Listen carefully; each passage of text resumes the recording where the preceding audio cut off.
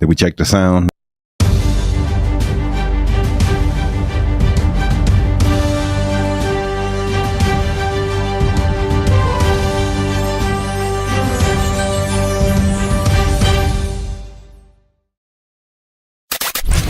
Habari Entertainment proudly presents Habari Live. Habari Live. From Phoenix, Arizona. And you're listening to the Habari Live podcast. The show that brings you news, sports, and entertainment for people who love HabariEntertainment.com.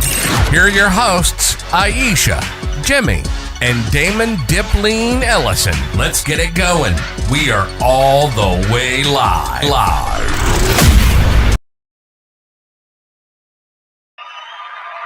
Good morning. Habari Ghani, as they say. Welcome to Habari Live. Another episode this week, man. Let's get this going, man. If my why ain't I working? Oh, okay. We are thrilled to bring you the latest edition of Habari Live, your go-to podcast for the pulse of Phoenix and beyond.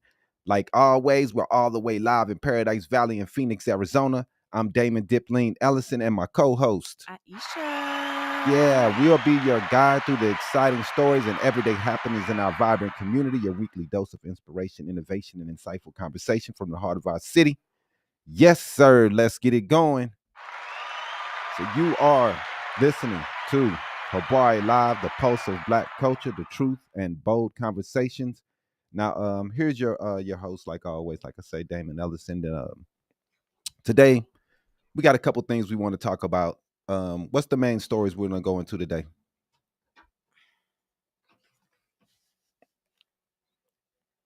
Great time to ask me something while I was doing something with the kid. I didn't see you. I wasn't. We're gonna talk about Mike Waltz. We're gonna talk a little bit about Trump. Some Amazon stuff happened this week. So we're gonna talk about that, and then tariffs, of course. Yeah. The Phoenix housing market. And some things that were going on locally with the Mesa Police Department or the Mesa Park Rangers. And then a little bit about the African American Museum.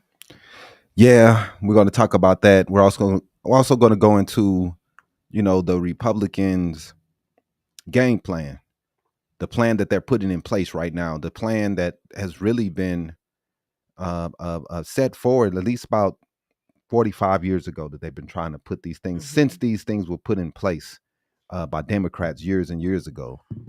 They've been trying to get these things removed, and I mean social programs to help the poor, programs to help people that's in bad situations.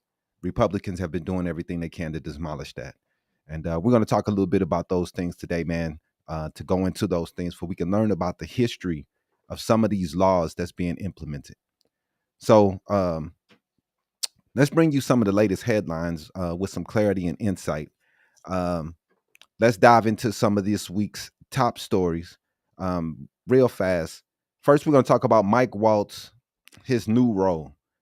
In a significant shift within the Trump administration, the National Security Advisor Mike Waltz has been nominated to serve as the United States ambassador to the United Nations. This move follows internal tensions and a recent controversy involving a Signal group chat mishap. New photos have been released, which catches Waltz still using the app after promising not to use it in the future in front of Trump, with the names of J.D. Vance, and they were clearly visible. This is after he stated to the president that, like I said, he would not use the app in the future. He's caught using the app again. Senator Marco Rubio has been appointed as an acting national security advisor, adding to his current responsibilities as Secretary of State. This is ridiculous, man. The dude has to do two jobs because Mr. Waltz is so incompetent. It's pretty ridiculous. And you try to this is things that didn't happen under the Biden administration. You didn't have people doing stupid things like this. And it's pretty ridiculous, man. The dude, he should be fired all the way. But he's gonna move him to another position. Rubio's doing 2 jobs. How well will he be able to do both of these jobs when he already is trying to do so much working with Ukraine and other things? Now, in other news, federal judge blocks use of Alien Enemies Act. Yeah, the federal judge in Texas has ruled that the Trump's administration's use of the 18th century Alien Enemy Act to deport Venezuelan immigrants alleged to be gang members is unlawful. Unlawful. So Judge Fernando Rodriguez Jr. stated that the act applies only during wartime. Only during wartime. You can't make up your excuse on what you think is wartime. It has to be an actual war with an organized armed attack, not just saying that, oh, they're attacking our borders. You can't just make up shit, man. Right. So this is not the case in this situation. So the situations were illegal. Yep. And this decision marks a significant rebuke to the administration's immigration policies, which underscores the importance of adhering to legal standards. You have to listen to the laws. It's insane that the Trumpers they talk about they want the judges to do what Trump says, but that's not the way it works. The judges are supposed to be able to put in laws and do what they need to do, and Trump is supposed to listen. Yep. So let's drive straight into the next stories. Yeah, today's topic hits a little bit home for a lot of us today. We're talking about the recent removal of key African American historical artifacts here from the National Museum of African American History and Culture, also known as the NMAAHC. Now, this is not just about some behind the scenes museum shuffle. This is political, it's historical, and it's personal. These artifacts are pieces of our legacy, our ancestors, our struggle, and they're being pulled off the walls. Yeah, you're right. And it all comes after an executive order signed by former President Donald Trump in March, or current President Trump, back in March. So just 2 months ago, when he made this executive order, he put J.D. Vance in charge of what they call eliminating improper, divisive, or anti-American ideology from the Smithsonian museums. Let that sink in. We have people on here talking about wine, and all these people coming on here with all this racist mess. The main thing that we have to talk about is this. You want to talk about somebody whining, but we're not trying to remove European American history from places. This guy, Trump, is trying to tell Black people what history we should have on our walls, what history we should learn about. These are the things that's insane. You're going to remove African American artifacts from an African American history museum. Yeah, because they feel uncomfortable. Because they don't go to the museum. The truth hurts them. Right. Like, why? I don't understand. If you hate it so much, don't go. Why are you going? But then they don't want other people to see this shit. It's the craziest part. Now that's what the problem is right there. They don't want anyone to see what's in the museum. That's crazy. How are you hiding real history? How does that work? Because it hurts their feelings that their ancestors did something wrong. If you can't see what your ancestors done, if you can't even read it, if you can't read the good, the bad, then you can't celebrate the good. Kathy from TikTok, Trump is doing exactly what I voted for. That's great, Kathy. That's great. You're a racist piece of shit. That's awesome. You wake up proud to be white. Put your hood on early in the morning and fix your hair. That's fine. Democrats removed Civil War statues. No, those statues were No, of they're Confederates. traitors. People who wanted to keep us in slavery. Why should we celebrate people who wanted to tear America apart? And then you're gonna take down real history. Like, I don't understand. We did set up our own. We're talking about the African American Museum, right? That was given by donations from African American people and other people who wanted to make sure that this history was never forgotten. And he's trying to tell us what we can and can't see. Our own, like you so claim. I see you, like you call it the race card and whining, but it seems like it's the Republicans that's playing the race card, coming in here trying to tell us what we can't have on our walls. That's who's playing the race card, my guy. Them. Who's being the whiners? The people that's whining about what we are learning in our books, trying to tell us what we can and can't see. Like, this is some Nazi shit, man. It's unbelievable, man, that we are even going through this in the 21st fucking century. Mm-hmm. We got people trying to tell us what books we can't read, what books we can or can't read, who we can and can't celebrate, what history we can and can't learn. Yeah. All because of white fragility. They're hurt, their feelings hurt. But then anytime black people try to do anything, it's all, you're always whining. Who's whining? You're the one that's taking down our history. Right. You're the one that's saying that, oh, I don't like the way this is making us look. But then want to turn around and tell us to set up our own shit.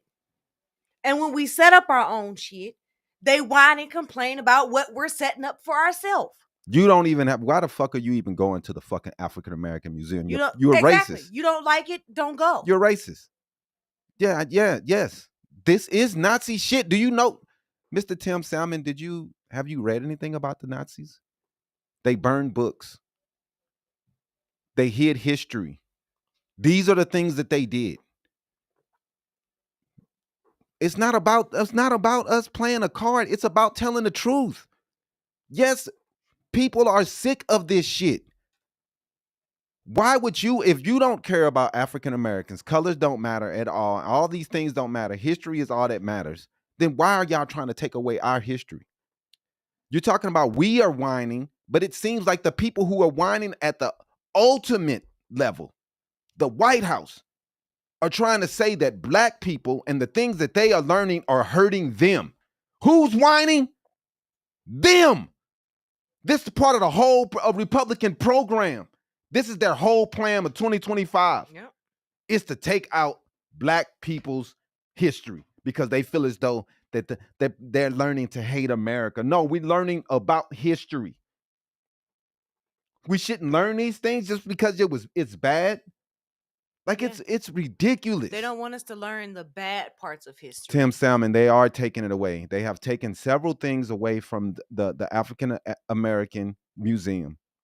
Trump has taken several things away. He's removing books. He's removing photos. He's telling people what we supposed to have in our place. This dude over here in TikTok talking about KKK. Nita Coleman, she said it's so true. Basically agreeing with what they're doing. I hope so. Stop lying. Yeah. Yeah, man. Thank you guys for tuning in on TikTok, YouTube, wherever you're tuning in from. Thank you. We appreciate all you guys. Don't forget to share the live. TikTok. Thank you, everybody from YouTube. We really appreciate you guys. Let's see. 50 million copper-skinned people on a landmass as big as Africa, and y'all want to be governed by criminals. Now you tell me who's crazy. Yeah, man. I don't know who you're talking about, but we definitely I don't know. I don't know what you're talking about. 50 million copper-skinned people on the landmass. What are you talking about, bro? Explain yourself. All right, so anything that doesn't fit their sanitized version of history is under attack. Mm-hmm. The Smithsonian, which has always been a federally funded institution, is now being pushed to the agenda, used to push this agenda. And the first target is African American history. Go ahead. Right. And we're talking about powerful artifacts here.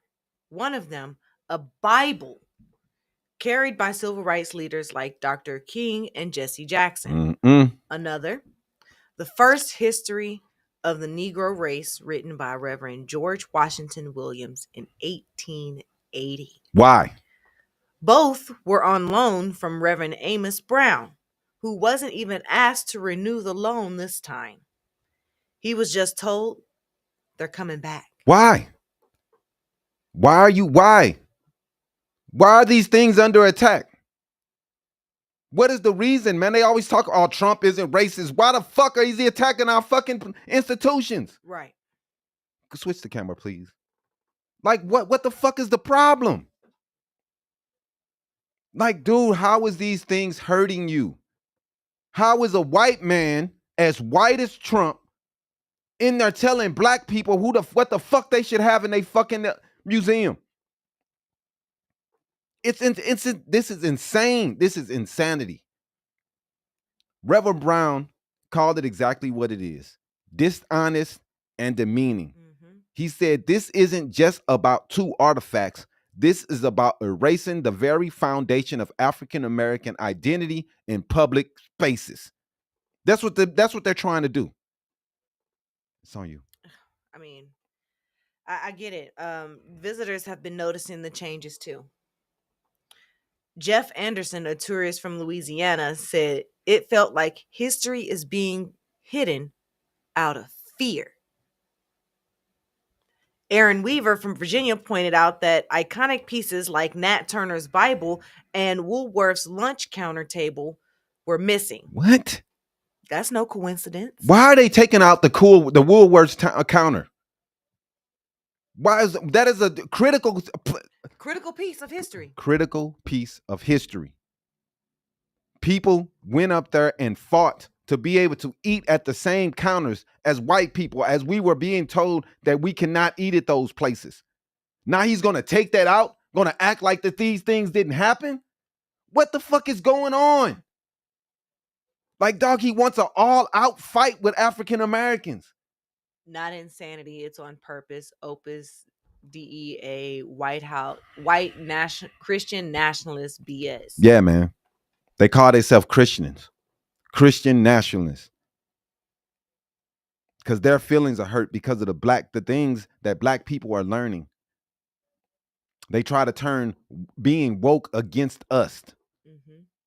We use the word woke as a way of saying, hey, I know what's going on.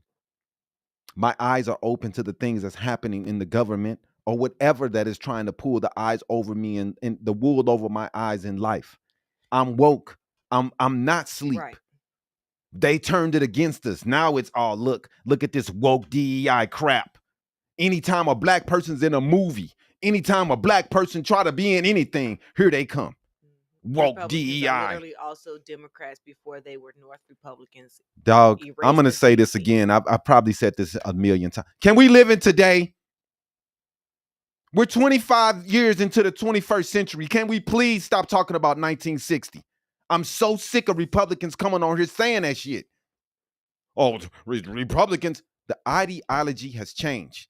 Republicans used to be the liberals. They aren't anymore. Man, it's man, dude, look, man. I just don't get it. Why people are so upset about people learning history. Trump is straight garbage, and anyone who supports him is also garbage. Garbage.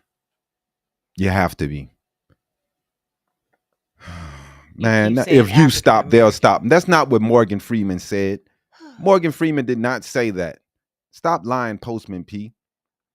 Racism is not going to go away just because somebody stops acting like it wasn't there. And that's not what he meant at all. But anyway, the Smithsonian came out with a statement trying to do damage control. They said the Bible and the book were just being returned because the loan was expiring. They even claimed they reached out to Reverend Brown. But here's the thing. They didn't offer a renewal. And they never done that before without asking. Mm-hmm. You're right. Exactly.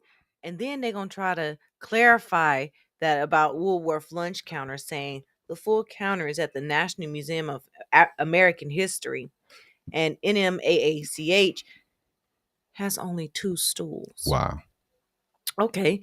But let's not miss the point here. Multiple important exhibits are disappearing or being rotated out at a time when political pressure is high. It's bullshit, is what it is, man. It's bull. Go ahead and switch it, please. Republicans are still struggling with reality, and yesterday's I have proof. I agree, Reverend Bev Wilkie. DEI means didn't earn it, like Pete Hegseth and the rest of these pieces of shit who do go into the office and do a horrible job. Horrible. He literally said stop. No, I don't think that's what he meant, though. He did, just because he said stop talking about it don't mean that he said to ignore racism that is going on. Let's be He serious. thinks that some people, because they live their life for racism, become embedded in those things. But just saying stop and talking about it does not mean ignore racism, especially at the highest levels. Right. See, that's what people are seeing. This isn't just a logistic thing. It's a movement to whitewash history. Aaron Weaver said it best. You can't wash out African American experiences because our experience is the American experience. Yep. So what do? We stay Go ahead, loud. switch it, bro. We visit the museum. We ask questions. We support historians and archivists who fight for the truth. We hold leadership accountable, because this ain't just about preserving the past. Mm-hmm. It's about protecting the future. That's real, man. We have to protect our future from these people. Democrats use race all the time for their benefit. Democrats put the first black person president. Republicans haven't done that. It's hard for me to listen to you people talk about how Democrats use race. They know that race exists. Republicans want to act like there's no such thing as race. They want to act like there's no such thing as racism. That everybody's just holding hands, hunky-dory, just skipping down the road is what they want to play like. But we all know what's going on. Mm-hmm. We all see the videos. We all see the people who come into the comment sections talking trash. It's like you want to be racist, but not be called a racist. Right. That's the new mind state that's just weird to me. Why don't you be what you are proudly? Why are you hiding from what you are? I don't get it. It's so weird. I agree. You already know what we want to hear from you. Our listeners, have you visited the NMAHC recently? Have you noticed changes? What do you think needs to happen next? Yeah, I mean, hit us up on our social medias, Habari Live, Habari Entertainment, across all socials. Mm-hmm. Tag us in your museum visits. Let us make sure the full story of Black America doesn't get erased. And if you go to the museum, use the hashtag Habari Live. Please, man. We would love to hear more and find out more about your experience if you've been to that museum, and what's changed, and what hasn't changed. Go ahead, switch it up. So let's go into our next story, man. We're going to talk about the hard right, how wealthy conservatives hijacked American democracy, and they're doing a good job of that right now. Yeah. Hijacking democracy, trying to create a democracy, a monarchy. A king, a dictator. This is pushing through authoritarian people, or this king that in place, they're putting Trump in place to do whatever he wants to. It's amazing that people are letting this go through, man. But we have a do nothing Congress right now, and I know they're going to pay the price for this. You're right, Jilly Boss. They want a religious king. They do. They think this dude is the second coming of Jesus. Orange Cheeto Jesus is what they think. It's insane, bro, that they think this dude is the worst person, a criminal, a rapist. His life has been nothing but getting sued for not renting apartments. Right, discrimination, my bad. To blacks. His racism has been his pop's racism. All of it, man. King Obama was how the hell was a black dude the head of the KKK? How does that work? They hate black people, Um, y'all, man, y'all got to come with something better, bro, because y'all shit is getting ridiculously old. Jerry Alice, bring a guest up to debate. We'd love to hear your opinions. You can actually give us a call. We'll put the phone number on the screen for you, so that way if you want to call in and talk with us, you can do that too. You don't have to just be in the comment section. You can also give us a call. Yeah, if you want to, you definitely can do that. It's up. Oh, there you go. You got it.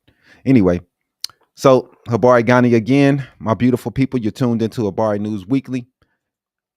Yeah, and we're here to bring you the stories behind the headlines, the history behind the chaos, and the truth that you don't want to know.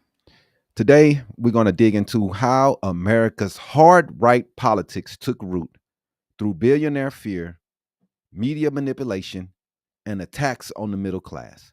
Strap in, because once you see the blueprint, you'll never unsee it. Yeah.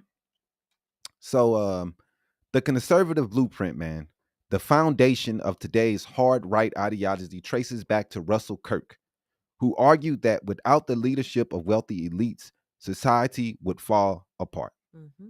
You're right. Exactly, Damon. And what's wild is that Kirk wasn't shy about it.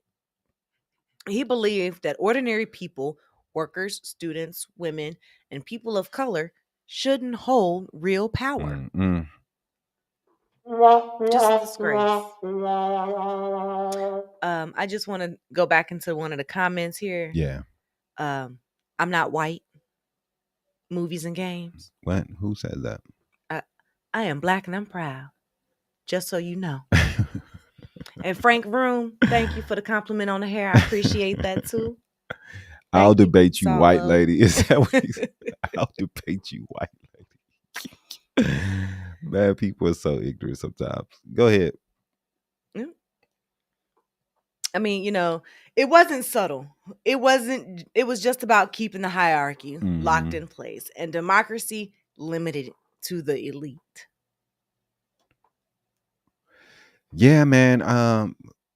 Yeah, I mean, it's an old story. I'm white. JD Vance looked like a used car salesman still. There's a white man in the pile. What is he talking about? You mixed this. Yes. Yes, I am. I am very mixed. The rise of reactionary politics. I'm sorry. By the 1960s and 70s, as civil rights, women's rights, and student movements exploded, wealthy conservatives were panicking. They saw change not as progress, but as a threat. Yep. And that's when they made their move. Go ahead, switch. Funding think tanks, media platforms, and even university programs to push a new narrative that if everyday people had power, America would collapse. Fear became their biggest weapon, and they just used it against anyone pushing for equality. That's true. That is true. So next, we're going to go into Reagan's revolution, the corporate coup. In 1981, their dreams became reality with the election of Ronald Reagan. He launched a war on unions, public education, and social programs. Just like today. This is something we're seeing today. They hate public education because the poor people are learning something and learning to read. They don't like that. And social programs, all while giving massive cuts and tax breaks to the rich. Yeah, and let's be real. It worked. Union power collapsed, wages flatlined, wealth started concentrating at the very top. And today's millions of Americans struggle daily with policies rooted in that era. Yeah, man. Let's see. Next, we go into manufacturing consent, the media machine. The billions didn't just change policy, they changed culture. They spent billions creating media ecosystems that taught people to fear unions, hate taxes, and worship the free market. Yep. And it worked so well that by the 1990s, even so-called liberal politicians were singing the same tunes. Welfare reform that gutted safety nets, trade deals that outsourced millions of jobs, financial deregulation that led straight to the 2008 crash. Yep. want to pause here for a minute and go to some of these comments over here. In TikTok, mixed marriages were up 275% in the 80s and 90s. They were scared. Yep, you're right. You're right. You're right. Of a happy and truly United States. Yep, you're Big right. Joy says he was trying to stop the evil in the country. I don't know about that, man. He did a bad job. Right, all the rich folks' kids go to elite schools. Yes, they do. They go to elite schools while we struggle, and they got us fighting about with each other. Social programs we're all struggling fine until Black and browns were allowed to utilize them. That's real. Yeah. Then they don't want Black and brown people to learn how to read. They don't want them to become politicians like Jasmine Crockett. We're not doing that. Yeah, I agree. The left wing and the right wing? It's all that. No, my brother, it's not. Well, for generations, you are immediately wrong. It's not the same bird. If you're saying it's the same bird as in politics, yes. But when what we're trying to do on the left and what they're trying to do on the right is two totally different things. The left believes in social programs. They believe in public schools. The right does not. Yep. The left believes. If it wasn't for the Black Panthers, we wouldn't have free school lunch. Because that's what started the program. Yeah, man. I mean, a lot of these things was born in that era. Yeah. In that era when a lot of people cared about others a lot more than they do today. You could take that off the bottom. This dude gay. What are you talking about, bro? Is the beautiful chocolate man single? Right. No, he is not. He's tripping, dog. What are you talking about? Anyway, now let's enter the harvest of decades of fear. By the time Trump came on the scene, the middle class had been gutted. It's getting smaller and smaller every day. Yep. He didn't create the anger. He capitalized on the anger from the small towns and the people who are losing all their jobs. Yep, you're right. And he did it by tapping into decades of economic pain, cultural fear, and betrayal. Definitely. It wasn't about policy. It was about resentment the whole time. Yep. And billionaires, the ones who caused the collapse, had the perfect scapegoat. Yep. Immigrants, minorities, liberals, anyone but themselves. That's what they do. They keep the poor fighting amongst themselves. So we can be fighting and arguing while they snatch the money behind our back. Yep. The rich keep getting richer. They own 99% of the wealth, while all of us fight amongst each other about what artifacts should be in a museum. Keeping the money away from the poor when the poor people should be coming together. When the poor people should be joining together to make sure that we have a better future for our kids, no matter what color they are. We're the people that's going to struggle while they take all the wealth. Yep. They keep us divided on these things about trans, Black, immigrant. That's how they get us. Why they take all the money and keep it in their pockets. All these people were fighting about kids getting free lunches. Poppy, they saw more people moving up. They hated it. It revealed the lies about people of color. I mean, the conservative billionaires' plan has worked, man. They've crushed the unions. Their mission is to privatize education for normal people like you and I have to pay all this money just for our kids can go to school. Yep. They're breaking the social movements. You know, they make it seem horrible for people to go out there and say, hey, this is wrong and picket. They make you feel like you are a bad person because you went out there. If you fight for them, though, they'll give you a pardon. But that Black Lives Matters people, those people were pieces of shit. Divide is their plan always. Always. Always. And we fall for it. Hook, line, and sinker. Rise again. We all need to be on the same page. We all need to be saying, hey, there needs to be a bigger middle class. All these people fighting for these menial, low-wage jobs, talking about we want our warehouses back. No, man, we want education for we can get these high-end jobs. For these people from India, stop coming over here and taking our $150,000, $200,000 jobs. We want the education to be able to do these jobs. It shouldn't cost us $250,000 to go to school for we can learn how to be an engineer. Right. That's how we're losing. We're not getting the opportunities, man. School should be free. College should be free. All these people thanking God for Trump, who's taking everything away from you. Mr. Carlito Diaz, DeJesus, they're taking it away. They're transferring trillions of dollars upward. And it's still happening. Yeah, man. What we're witnessing today is the attacks on voting rights, women's rights, worker rights. Mm-hmm. This ain't new. This is the Republican playbook. Every single time. Yeah. And it's the long game.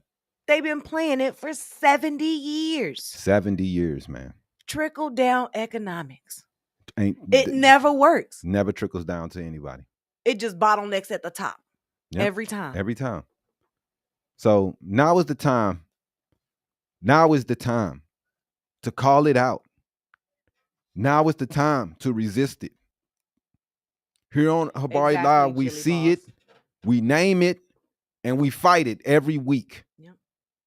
Every week we're going to keep fighting, man. It's not about all this bull that they keep us divided on. Imagine if more people could become doctors and dentists. That's real. Affordably. Right. We wouldn't have to bring doctors from India. We wouldn't have to bring doctors from Asia.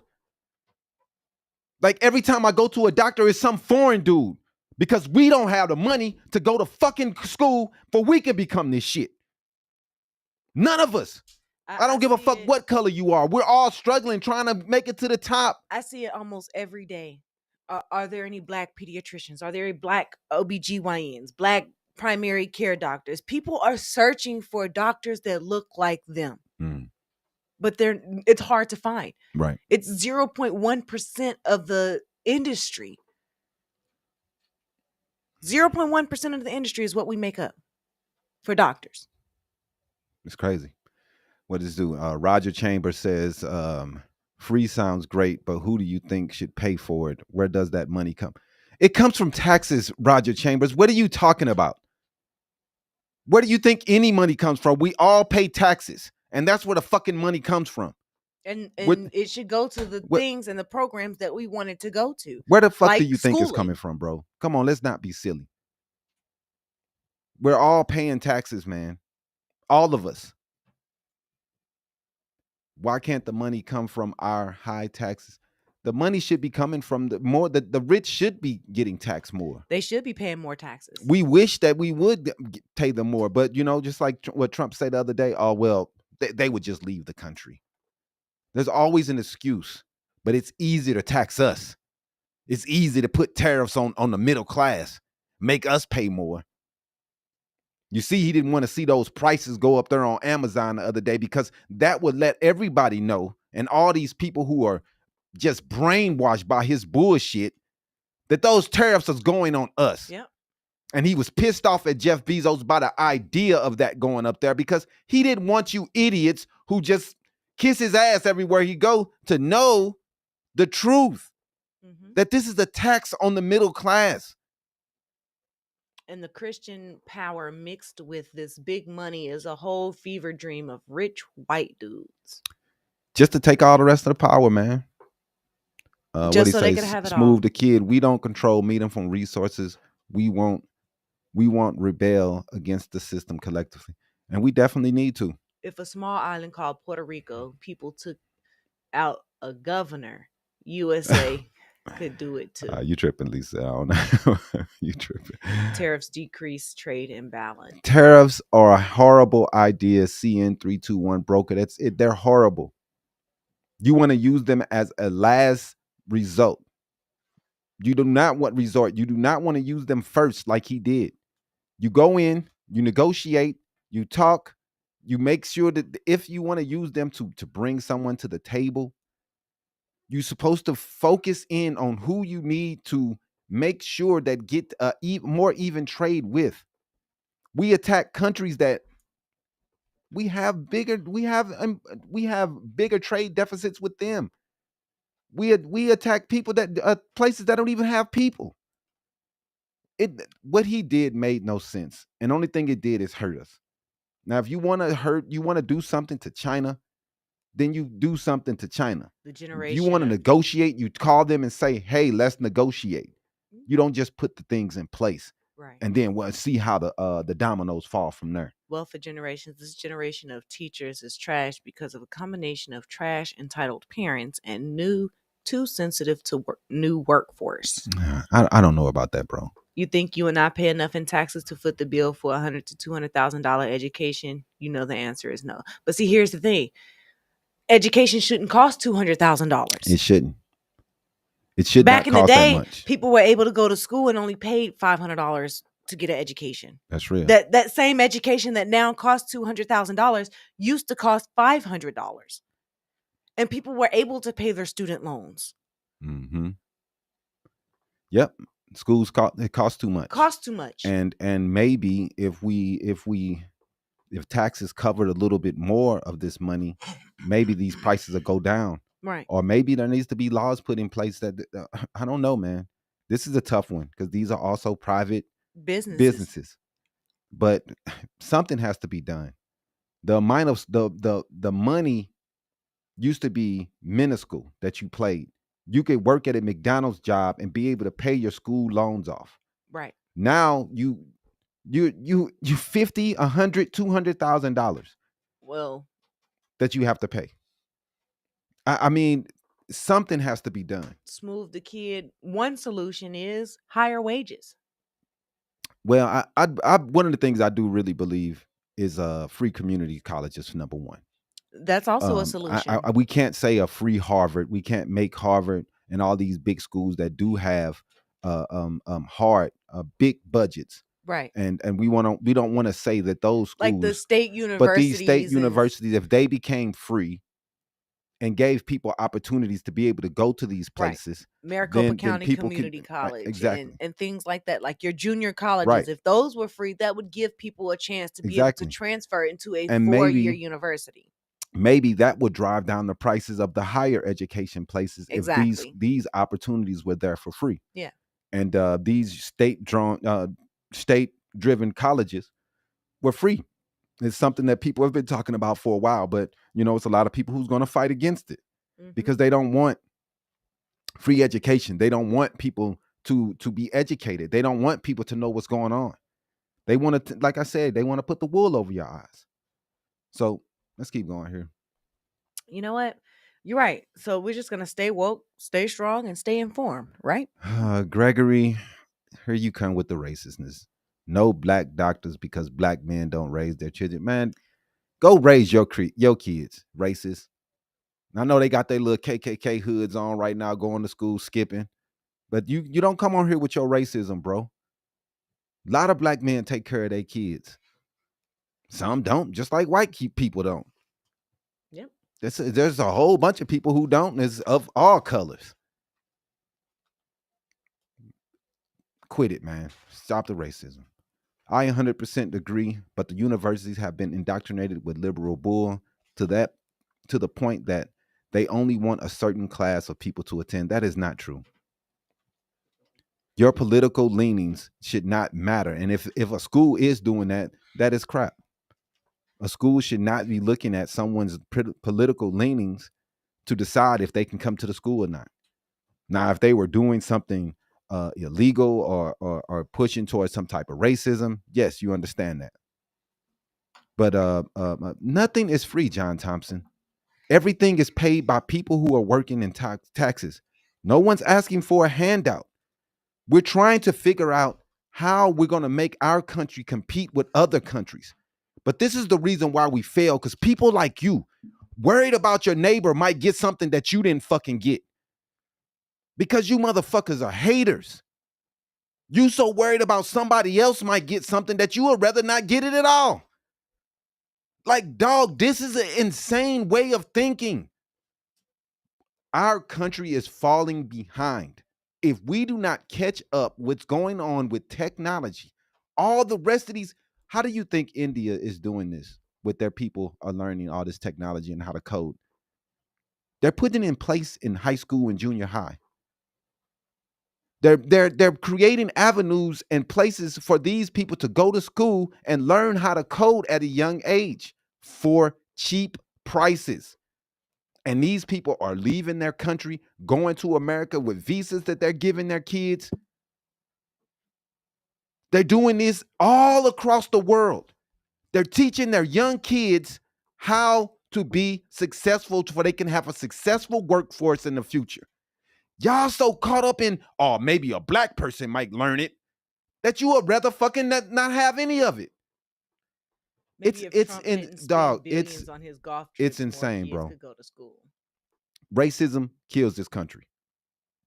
We for real we would rather just suffer and watch our country just fall apart while all these other people take all our jobs because we're racist and maybe a black dude might get a job. Lisa Garcia, Patels are taking over Florida. Man, they're everywhere.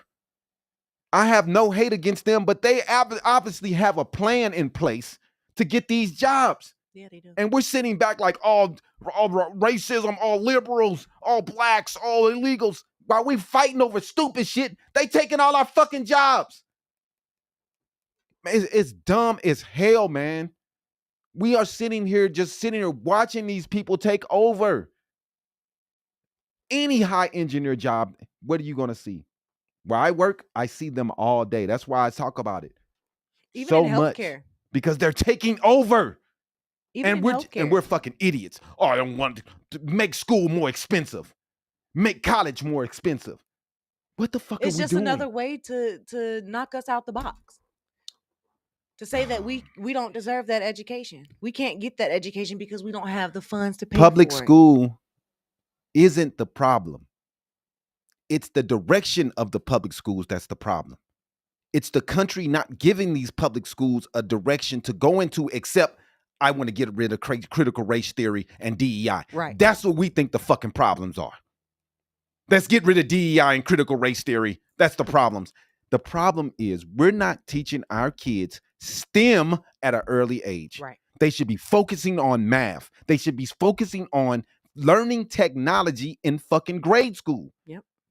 You want to be the best in the world, we got to start acting like we are. All these countries are passing us because we're dumb. And we're fighting over scraps and bullshit. Oh, I don't want free lunch. I don't want these black people to get free lunch. What? This is the type of shit we're fighting about. Instead of worrying about building a fucking workforce that's going to be able to handle whatever new technology comes toward us. You're right, Jilly Boss, holding people down. We got to educate ourselves. We got to use AI to teach and train. Man. While it's free. We have to. AI. We have to learn how to use AI. We have to learn how to make AI work for us. Mm-hmm. We have to learn how to build AI. We have to learn how to make sure that we can know this technology backwards and forwards. We're going to build these technologies. We're going to build the robots. If we don't build it, somebody else is going to. Mm-hmm. We are focusing on manufacturing stupid ass jobs instead of worrying about these jobs that are top notch. That's not what. Here's the thing. Even though we want to focus on manufacturing, let's not focus on 1960s manufacturing. That's what we try. That's what Trump wants to do, though. Let's focus on technological manufacturing because that's where we're going. That's where we're headed. That's the age that we're in. We're in the age of technology. Definitely. So that's what we need to be focusing on. STEM, science, math, all academics, all of that. That's what we need to be focused on. Definitely. Because that's where we're at. How do we get climate change under control? That's going to be a STEM answer. Well, I mean, they don't believe in climate control, so it's a lot of ignorant shit going on, man. Let's see what John Thompson says. He says, I got nothing wrong with people of different races, but you got stupid Kool-Aid drinkers thinking it's the law, come here. And that's the way it should be in America. It's called propaganda. Yeah, movies and games, okay. I got it. He said it. education. It starts with dad being in the household. Black people need to stop killing each other before, and education can be, dog, you can stop the racism just for 5 seconds, man. Stop the hate. We're sitting here talking about how the country needs to move forward. You're still focused on black people. Like, for you people to hate us so much, why do you talk about us so much?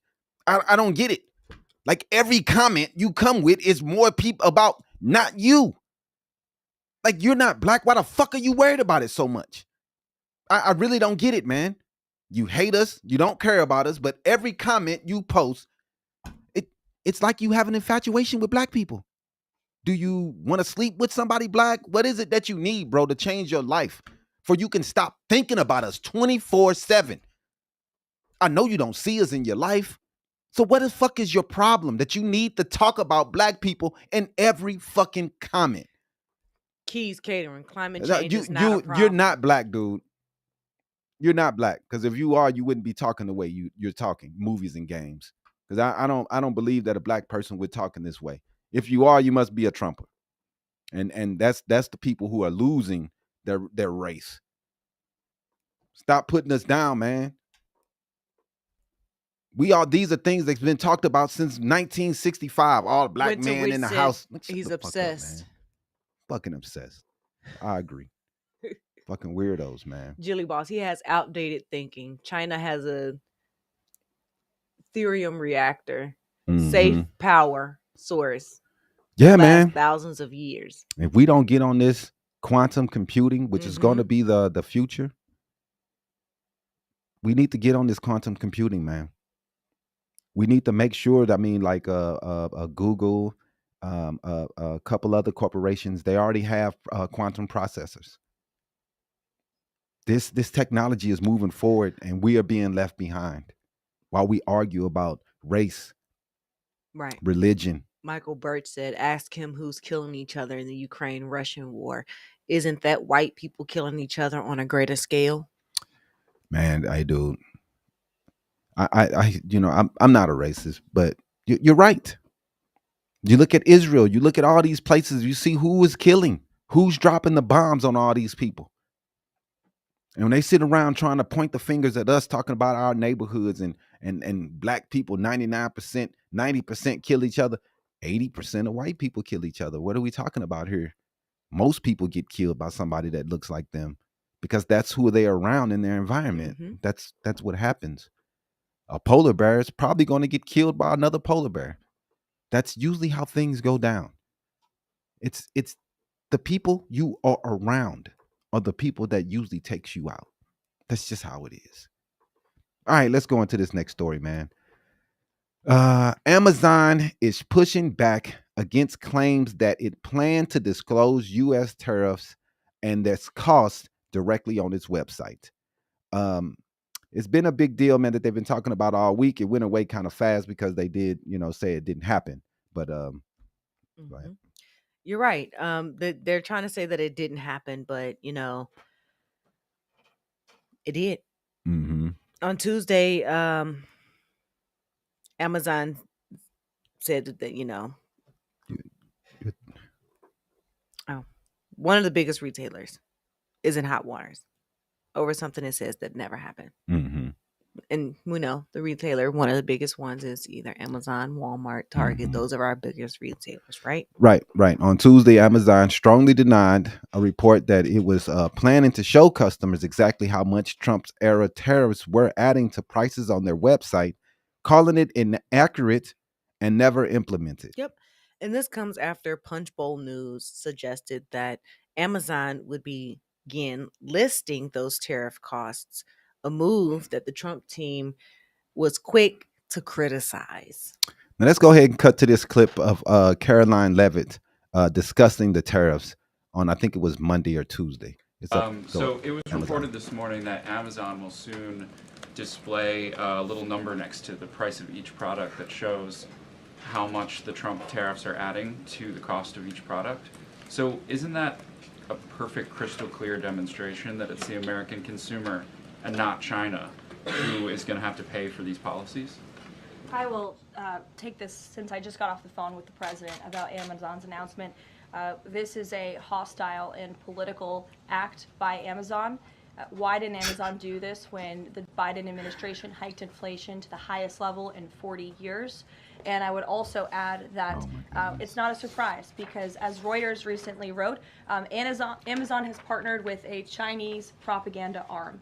So this is another reason why Americans should buy American. It's another reason why we are onshoring critical supply chains here at home to shore up our own critical supply chain and boost our own manufacturing here. Is Jeff Bezos still a Trump supporter? Look, I will not speak to the president's relationships with Jeff Bezos, but I will tell you that this is certainly a hostile and political action by Amazon. And Secretary, if you have anything to add. Yeah, I would also add that the bringing down the terrible Biden inflation has been a priority for the first 100 days of the Trump administration, and President Trump has done a great job of leading that. Since January 20th, interest rates, mortgage rates are down, gasoline and energy prices are down. We're expecting the further decreases. And as Caroline said, the big tax on consumers that goes unnoticed is deregulation or regulation, and we are deregulating and bringing that down. So, from a household income point of view, Exactly, we would boss. expect real purchasing increases. We've seen them over the first 100 days, and we would expect that to accelerate. We are doing peace deals, trade deals, tax deals, and deregulating. And the deregulation is a longer lead time, but I think by the third and fourth quarters, that's really going to kick in. Man, these people, I would never understand. But we haven't seen a decrease in inflation. They keep talking about Biden's inflation, but inflation has went up since Trump has come into office, from 3.9% up to 4.2%. We have seen an uptick of prices. We have seen jobs steadily going down. Mm-hmm. Steadily going down. We are seeing a president mad because a company, a private company, which Republicans used to care about, private companies having their own business and their own laws and their own laws under their company umbrella. Now we have a president that's reaching under that umbrella, telling people what they can and can't do with their company. Now, they said that they wanted to put the tariffs on their website. Some say that they didn't want to. We don't know for sure. We haven't heard from Bezos. But my main thing is, if he's mad and looked at this as a hostile act because he was going to put the prices that you have implemented as a president, you fucking idiot, and you take that as hostile, we take it as hostile that you are fucking taxing us and making us pay more for products that used to cost less before you came into office. Now, all these people talking about China, all these products in China. Look, man, America's been going that way since the 80s. Walmart haven't been talking about made in USA since 1980 something. It's all about profits with these people. And when you think about manufacturing in America, it costs too much to manufacture. So we have to go outside of manufacturing. Other countries are going to do this. We see what Apple is doing. They're going to leave China because the tariffs at 145% is killing them. But they're not coming to America. They're going to India. They're going to go to places where the wages are lower for factory workers. You people got to understand that, man. It doesn't matter what Donald Trump does or how many exclamation marks y'all put behind his name. This is something that's going to be an issue. We have to figure out what we want to do. We can't look to the past and wish that we can go back. We're not going to be able to go back to the 40s and 50s. We have to go to the future. The future is in technology. It's in quantum computing. We have to learn these things. It's AI. Manufacturing jobs is not coming back. Profits without taxing them accordingly, and this is what happens. America's flat. Yeah, man, we definitely need to tax the rich. I believe that the rich have been getting away for too long with lower taxes, Yeah. and why the middle class pays more taxes than the top 1%. That's not good, man. It's not. We are the one that's paying for things, and in these days of the 60s, do you go and look at the taxes for rich people back then when we were doing the best? Look at how high the taxes was. These people were getting taxed like 60-70%, bro, even higher I in the think situations. I think at one point 90%. 90% was Yeah, what they were getting these people taxed. were getting taxed, man. After a certain amount of money, they were getting hit. Hmm. And since those taxes have been released, the top 1% have taken up all of the wealth. Now we have people about to hit $1 trillion. One guy, $1 trillion. And we celebrate this while he rakes in $1 trillion while people are starving, can't get health care, can't go to public school, Yep. can't afford anything. This is what we're about. It's just getting to a place where it's just unbearable. And for these people to take it as hostility to show the prices that Americans are going to pay, he doesn't care about the middle class and the poor. He doesn't care about the struggles that we have to feed our kids, to put our kids in preschool. Yeah, man. Liberal tears, Mark R. Yeah. This is the things that you guys live for. And that's why you people are anti-American, Hmm. because you live to see your fellow Americans suffer. Sure day you wake up like, man, I hope I see some liberal tears today. I hope some liberal falls on his face, faces some type of destruction. I hate him. Your hate is what divides this country, that puts us in the places that we're in. See, like Carolyn said, man, it's a hostile and political act by Amazon. White House Press Secretary Karen Levitt says she discussed the report with Trump, and he didn't hold back. Yeah, and Amazon says the only time that this concept even ever Switch it up. came up was during internal conversations about its Amazon Hall storefront, Mm. a budget shopping section for low cost items that would be shipped directly from China. Hmm. But the company says clearly, and I quote, this was never approved and it was not going to happen. Mm. They said it was not going to happen. Yep.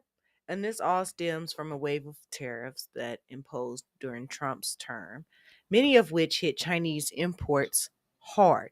Costs that have risen over 145% since he took office 100 days ago. Mm-mm.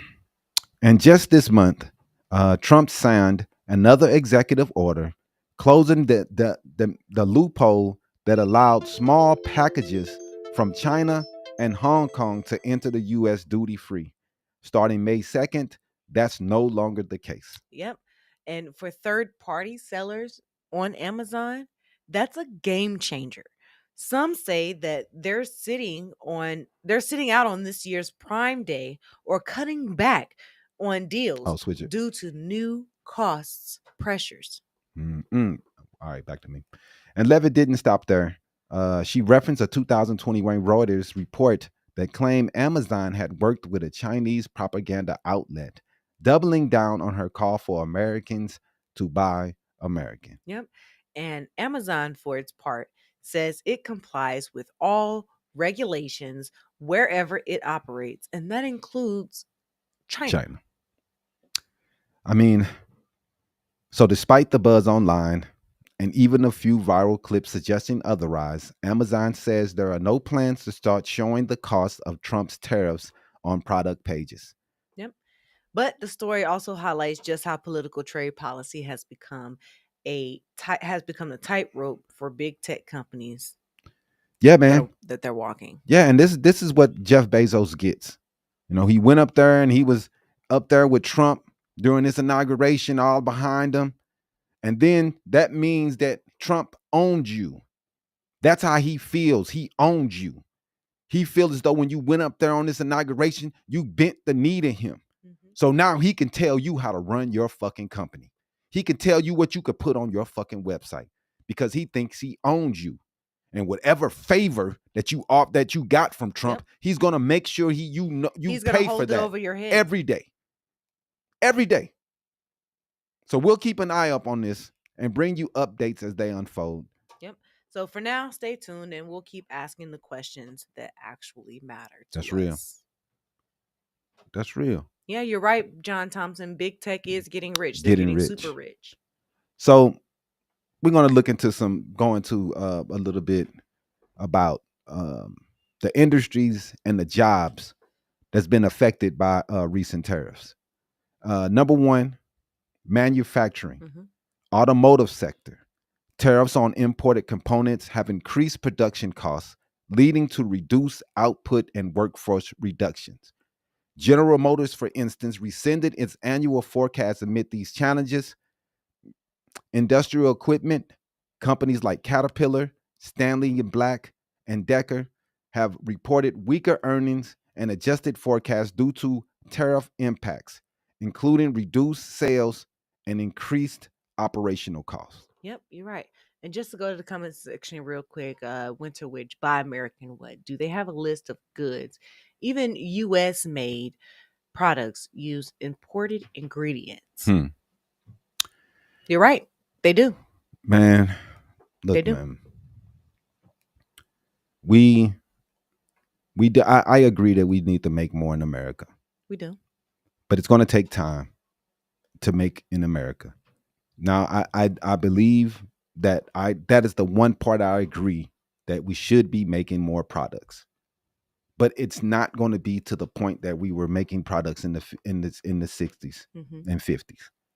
But we do need to make more products. We saw what happened during COVID when we couldn't get any products from China. The whole world shut down, so we were out of toilet paper. We couldn't get anything. So I do think that is a bad idea to just bring all our manufacturing out to everywhere. We should have manufacturing here just in case. But we're also going to have global manufacturing because there's going to be companies who want to put things in places where they can save a couple dollars. That's just the way it is. Go with number 2. You're right. And, the next thing that's being affected by Trump's tariffs are logistics and shipping. UPS announced that they plan to cut 20,000 jobs and close 73 facilities, citing a significant decline in shipping volumes, particularly from Amazon. Ridiculous. And broader economic uncertainty linked to tariffs. Now, the third thing that's being hit hard because of Trump's horrible tariffs are retail and consumer goods from small businesses. They are facing higher costs for imported goods. Many small retailers are experiencing thinner profit margins and are hesitant to expand or hire new staff. New Well Brands, for example, anticipates a potential earnings hit from these Chinese tariffs. Yep.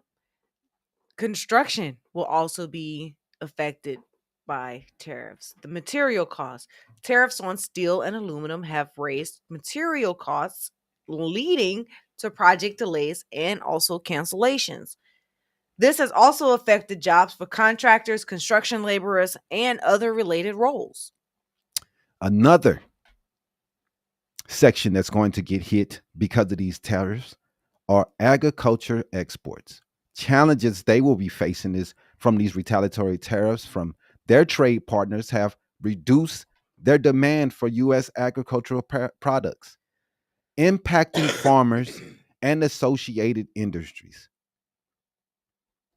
Lisa Garcia says she works for UPS, USPS, and they're cutting out routes. Yeah, USPS, they've definitely been cutting back on USPS. That's a big thing that they've wanted to do.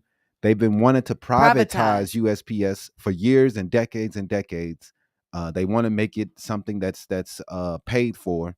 And instead of us being able to get our mail for free, they want us to pay to get our fucking mail. Yep. So these are the things that Republicans go after, man. Let me see. Jilly Boss construction in other states is going to be a hit with the gap in ability with migrant removal and fear. Definitely is going to be a hit. Take a hit when it comes to workers, especially out here because they do most of the building when it comes to construction. Duke Lumberg everything is going to get hit by tariffs. It's part of rebuilding. No, tariffs is not supposed to be a part of rebuilding. Rebuilding is supposed to be something that you give incentive, that you tell companies, hey, if you come and you build here, we're going to give you a break. We're going to give you this. We're going to give you subsidies. We're going to give you all type things for you to come here and hire people and build your manufacturing. You don't hurt people before you help people. You don't gut them before you heal them up. We could have went out, put things in place to give these companies incentives to want to build manufacturing here. Mm-hmm.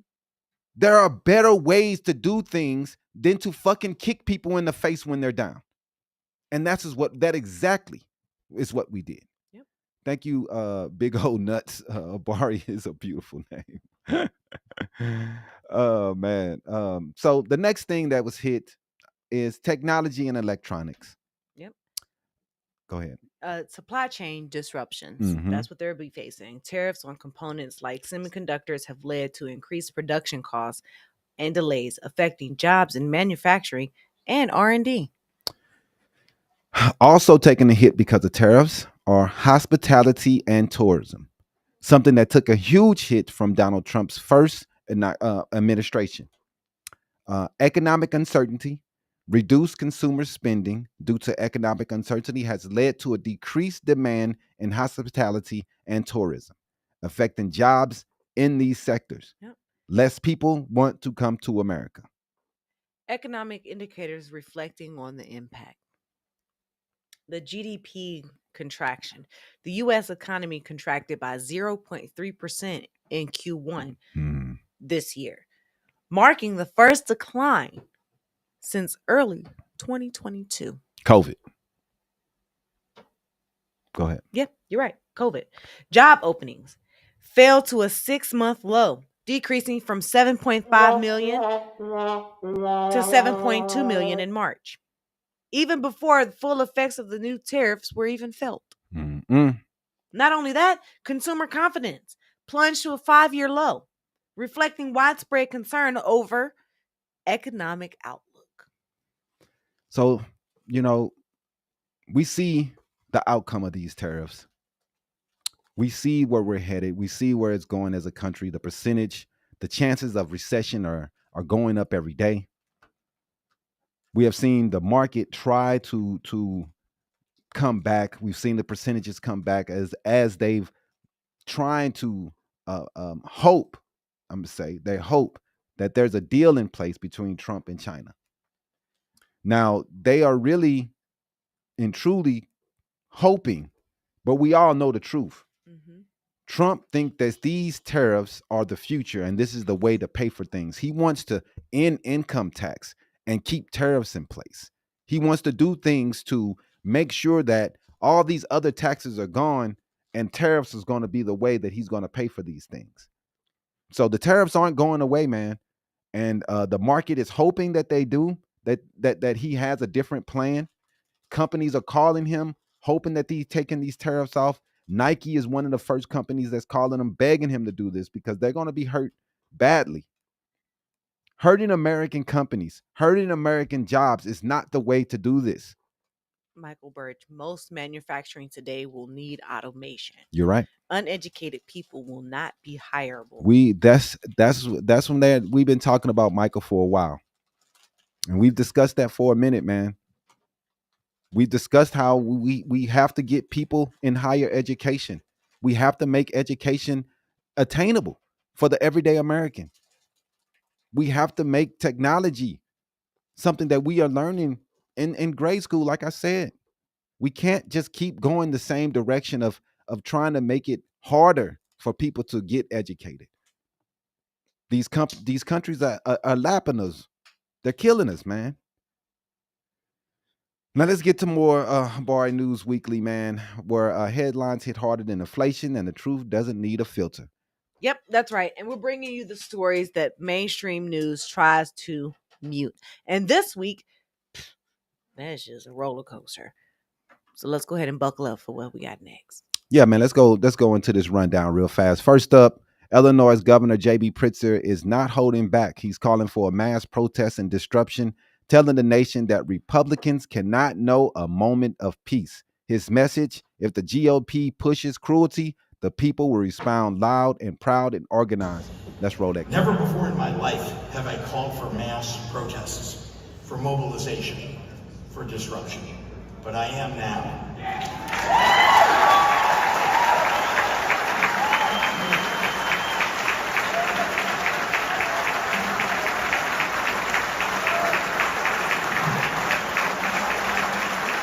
These Republicans cannot know a moment of peace. They have to understand that we will fight their cruelty with every megaphone and microphone that we have. We must castigate them on the soapbox and then punish them at the ballot box. Hey, take the overlay off when it comes back. All right. So, yeah, man. JD Pritzker, I really like what he's been doing. He's doing the right thing. He's going out and he's talking about the right things to me. I love what JD Pritzker is doing. Let's see, Mark R. Kamala has history of working knees, but without talent that only gets you. Oh my God. Y'all Bro, love to say y'all black some, women man, love to be on their knees just to y'all make so it racist, anywhere. man. That lady has education. She's a very intelligent woman. It's ridiculous, man, that the way y'all think about things, bro. You need to go look in the mirror and reevaluate your life. For real, dog, because it's ridiculous. Go ahead. You're right. And, this week, from bold governors to bold truths, representatives like Jasmine Crockett said it plain. Trump is the biggest criminal she's ever seen. And with the rap sheet, she might just have a point. Here's what she had to if say. Senator Van Hollen can get down there, if the president can get up here and get to the White House, then I don't understand why we can't get Abrego up out of there. I mean, we know that they admitted that they were wrong. Now they're trying to double back and say, well, he's this terrible person and all this kind of stuff. But here's the reality. As far as I'm concerned, he's a lot less criminal than the person that's sitting in the White House. Because last time I checked, he doesn't have any criminal convictions. I don't even think he has any outstanding cases versus the guy that still had cases pending when he was sworn in on January 20th and also has 34 felony convictions. So listen, I don't want to hear anything from the Republican Party about how they're trying to keep us safe when their fearless leader is actually the biggest criminal thus far that we have seen, because I haven't seen anybody with a rap sheet that looks like the president. 34 convictions, felony convictions at that. I don't know anybody personally that has a rap sheet like that. The biggest crook in history, man. So next we shift to the border, where the cruelty runs even deeper.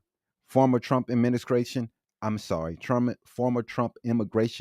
Tom Homan is defending deporting 3 U.S. citizen children. Kids! This is what they do, man.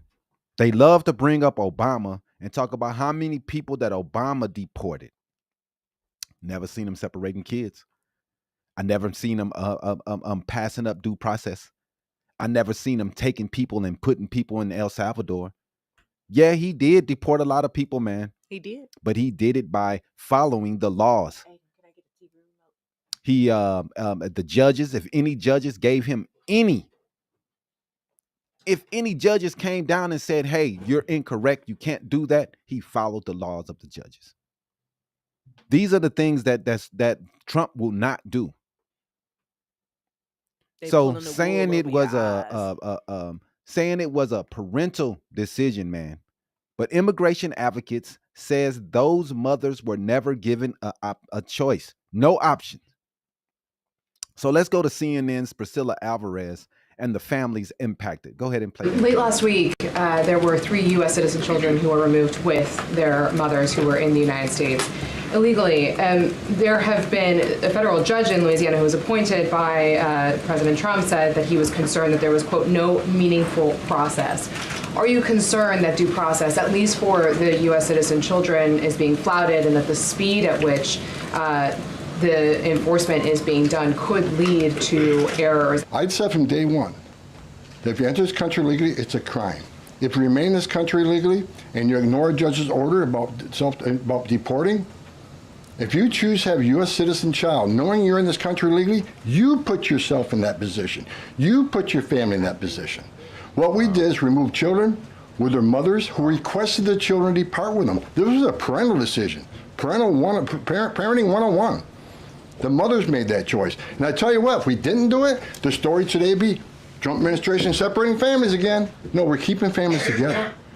So when a parent says, I want my 2-year-old baby to go with me, wow, we made that happen. Yeah, man. So much money, energy, and focus on immigration, yet zero focus on what's actually needed. Yeah, I have to agree. It's on you. I mean, meanwhile, at CBS, longtime 60 Minutes executive producer Bill Owens has reportedly walked away. And the reason? Pressure over coverage of Gaza and Trump. Nearly 40 years with the network gone. So here's what we know. Go ahead and play that clip.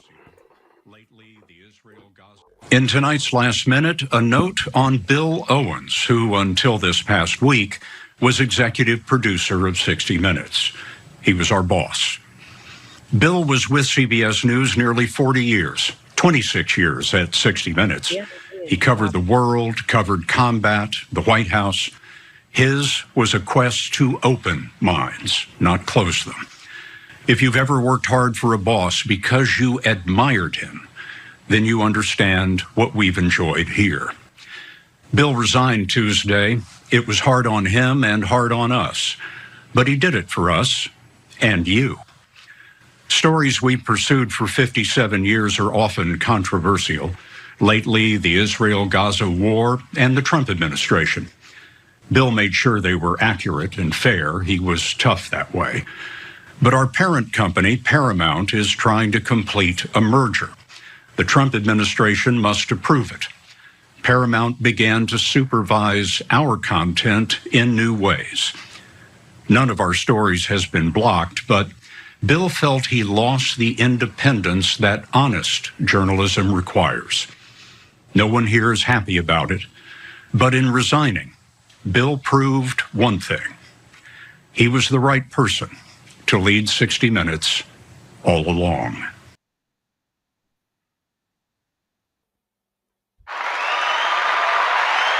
He did the right thing. Yeah, he did. Now this, it's disgraceful. Standing up against the tyranny. Disgraceful. First Amendment, man. You're supposed to be able to say what needs to be said. You're supposed to be able to tell the story the way the story went down. Now we got people trying to come in and telling you how you need to tell your story, how you need to cover the war, what stories you can tell, who you can talk about. I mean, it's crazy. Yep. No, let's check out this graphic. Were we able to get the graphics in there? Let's bring this graphic of while politicians claim to be slashing budgets, Doge, the spending numbers here is going to show a different story, man.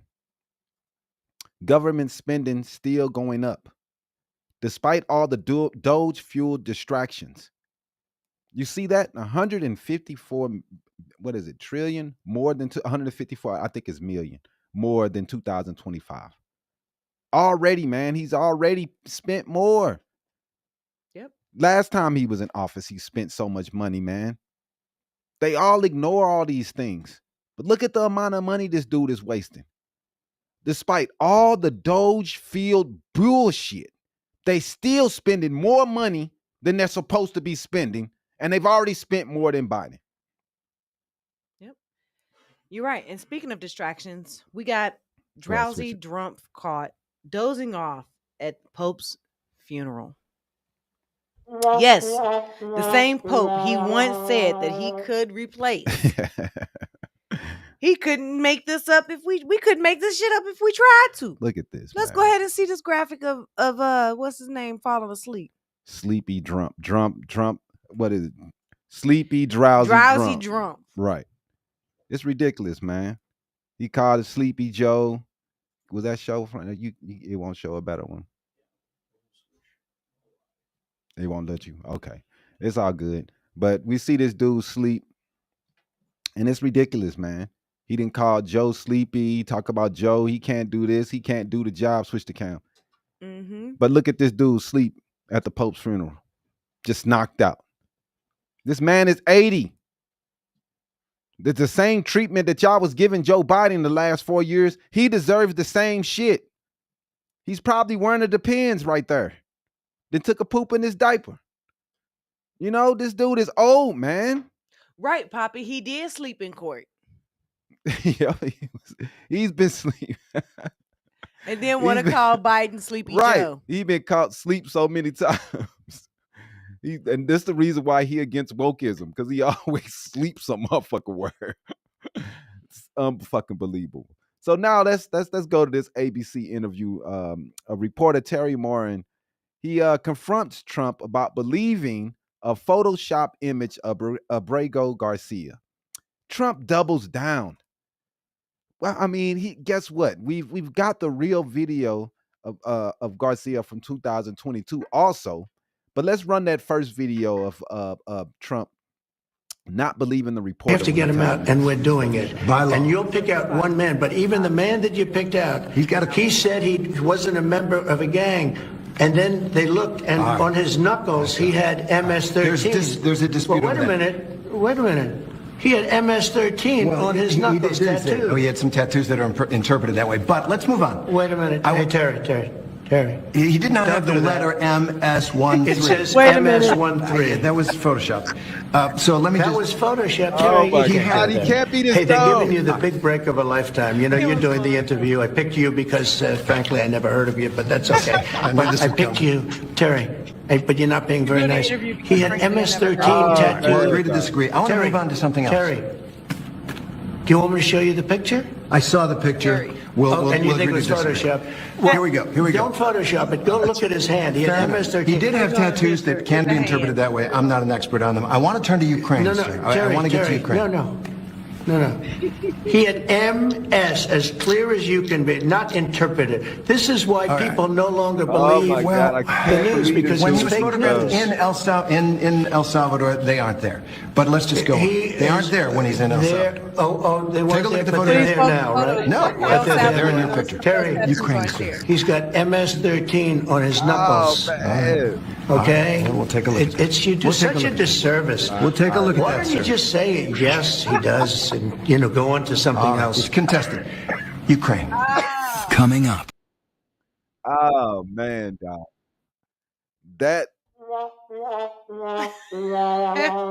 dog, you cannot be this dumb. We cannot make this up, y'all. This happened on live TV. Are you serious, bro?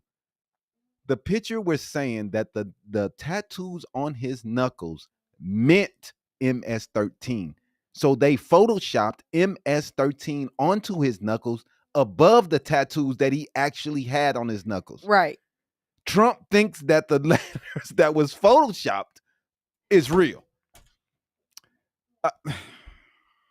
Lord Jesus Christ. This is the president. Who doesn't understand how Photoshop works. Dog, man, this might be the dumbest shit I've seen a president do ever. What is wrong with this man? Oh my goodness, man. Go ahead. Finally, we got one more graphic to leave you with. Trump blaming Biden for, well, just about everything. It's the political equivalent of my dog ate my homework. Right. Let's show that graphic. Let's go ahead. I think it's can you see it on the other end? No, on the actual computer so I can read it. No, show it there, and then I'm gonna read it to people from the computer, the download folder. No, just go to downloads. Just show the graphic, and then go to your downloads folder at the bottom of the screen. Show it to me so I can read it real fast. At the bottom of the screen on your taskbar. All the way at the bottom. All the way at the bottom, taskbar, and the download folder. Where the time is at? Yeah. That's your taskbar. And then Yeah. scroll over All the to way to your the download left to folder. downloads. To the Manila folder. There you go. Downloads. And then go to the one from this morning. Go to the downloads folder. It should have been in there. I don't know why it's not in there. Oh, is that it? No. Well, whatever, man. He blamed Biden for everything. He blamed Biden for the economy, the stock market. And only when things turn around will he say it's him. So until then, it's Biden's fault. So it's pretty ridiculous that we have a man baby in the office who would never take responsibility for anything that he does, any moves that he makes for the market, any drops in the economy or the stock market is all Joe Biden's fault. And John Thompson's no. You need to ask what is wrong with all the people who put him in power. Yeah. I mean, that's a question we've been asking for a while, man. Terrence Hall 181. I don't understand. I don't understand what's wrong with them. John Thompson's, well, you don't go back home and hang out with known gangs if you're not affiliated. So he was sent to El Salvador, but you're trying to tell us that he was at home with gang members? All right, bro. His knuckles wasn't Photoshopped. The MS-13 on his knuckles was Photoshopped, sir. The tattoos that were there, we don't know what they mean, but people have put MS-13 on him, and Trump think he has MS-13 on his knuckles. He did not. Mr. Thompson, please read something. Oh, goodness. Something similar was said in 2016. Give him a chance, they said. We did. A million people died. You're right. Because of COVID. I mean, what he did during COVID, man, is disgraceful.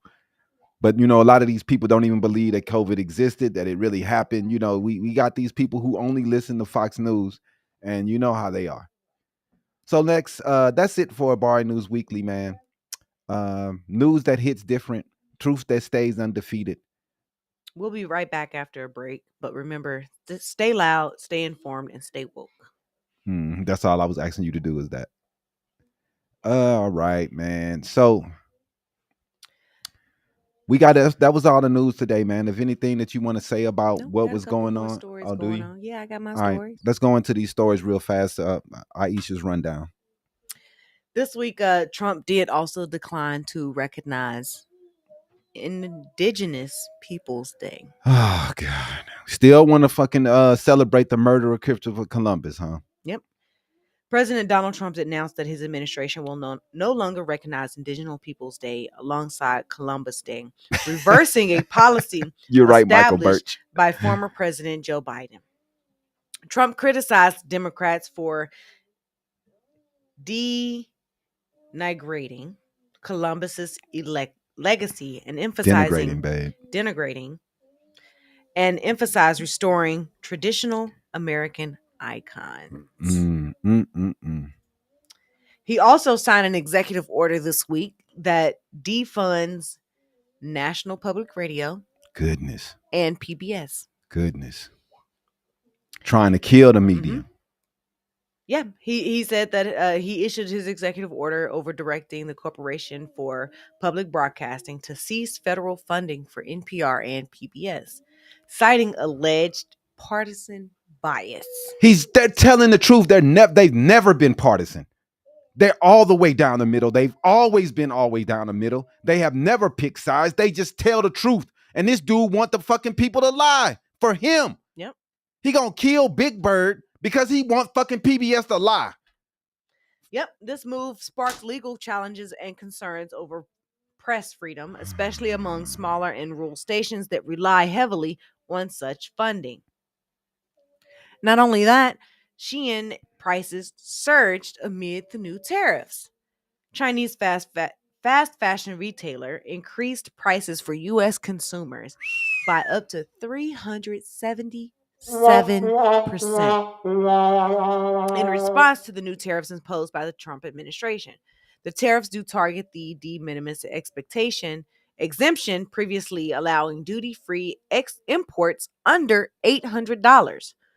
Temu, which is another Chinese-based retailer, has also ceased direct U.S. shipments, shifting to local fulfillment models. Mm-mm. And also this week, a banker was hospitalized after working 110 hours. What the fuck are you working that long for? Junior banker at a U.S. investment firm was hospitalized with pancreatic failure after reportedly working 110 hours. What the fuck, man? Despite raising concerns with HR, the employee was later terminated for low productivity, highlighting the ongoing issues with extreme work cultures in the financial industry. That is ridiculous. How the fuck you gonna work 110 110 hours in a week? Having them work 20-hour days. This the reason why when they always talking about deregulation and no regulations, this the reason why I always look at these people side eyes, because we need regulations. There has to be fucking rules to this shit. Or these motherfuckers that have you working fucking 20 hours a day. They have little kids and they're working 19 hours. They don't give a fuck about you. Just get me my money.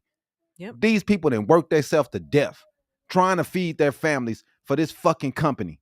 They have no empathy for the everyday man. This man then worked himself to his pancreas, doesn't want to fucking work anymore. Yep. The working man is fucking suckers, man, because they do us the way they want. We got to stand up to this type shit, man. This is tyranny. Yep.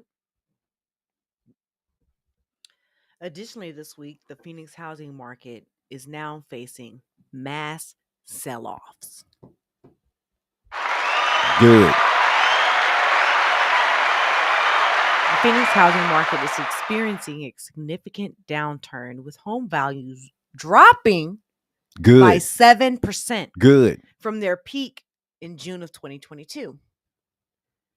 Analysts warn of a potential 20% correction as new listings are flooding the market and buyer demands waning. So right now they're saying that there's more supply than there is demand.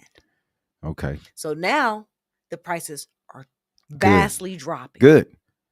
Good, man. I'm so sick of these COVID prices from home, switch to cameras. The way the prices have been acting and the way that we have been suffering in this city, the amount of homeless that have grown since we've seen these prices of these homes quadruple in the last 4 or 5 years.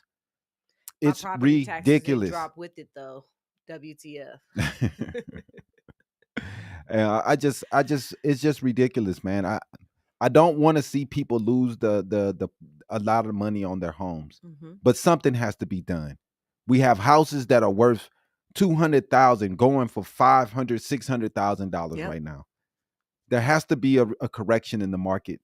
The housing market in Phoenix is ridiculous. All over the country. It is. Houses are costing way more than they're supposed to, and people can't afford it. Yep. Mesa Park Rangers. Oh my goodness. Are under investigation this week. This is ridiculous. Ridiculous. Several Mesa Park Rangers have been placed on administrative leave amid allegations of forming a goon squad that harassed homeless individuals and used racial slurs. The city has announced that they did launch an investigation into the reported misconduct. However, I have no trust. No, I don't believe that they're going to be held accountable for anything that they've done. Man, I just can't believe that this story is coming out in today's day, and in 2025 we still have police officers going around treating people like trash, spitting racial slurs, and destroying the homeless community. And go ahead and put that comment with Dervis said up there. I like that comment. There's no use in denying it. This has been a bad week. I'll start drinking my